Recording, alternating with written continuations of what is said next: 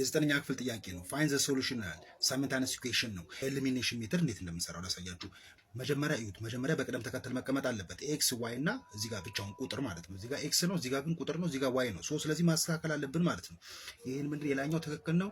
ኤክስ ማይነስ 2 ዋይ ኢዝ ኢኳል ቱ 2 ነው አይደለም። ይሄኛውን ደግሞ ዋይን ወደ ውስጥ አስገባታለሁ። 2 ኤክስ ልና ማይነስ 3 ዋይ አይደለም።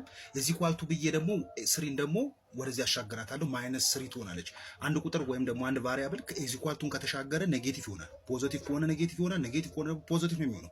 3 ዋይን ወደዚህ ሳስገባት ኔጌቲቭ 3 ዋይ ትሆናለች። 3ን ደግሞ ወደ ውጪ ሳወጣት ደግሞ ኔጌቲቭ 3 ትሆናለች ማለት ነው። ዘና አሁን በቅደም ተከተል ተቀምጧል አይደለም። ከዛ ቀጥሎ ምንድነው ማድረገው? እዚህ ጋር 2x ነው፣ እዚህ ጋር ደግሞ x ነው። ኤክስን እስቲ እናጥፋት።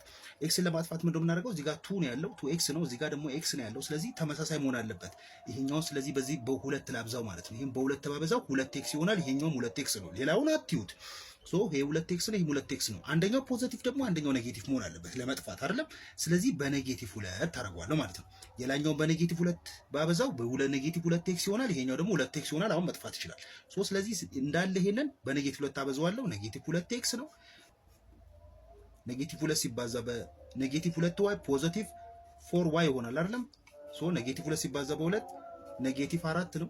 እዚህ ጋር ደግሞ እንዳለ ጽፏል። የታችኛው በምንም አላበዛውም። ኔጌቲቭ 3y is equal to minus 3 አሁን x ጠፋለች ማለት ነው።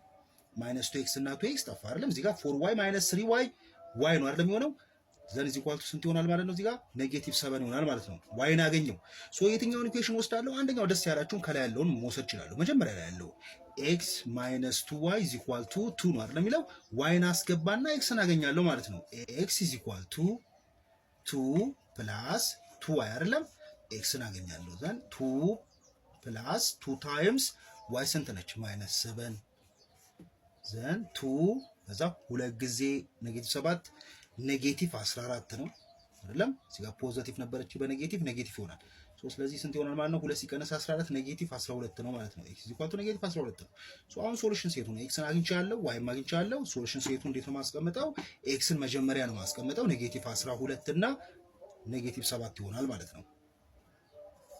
ሶሉሽን ሴታችን ይሄ ነው።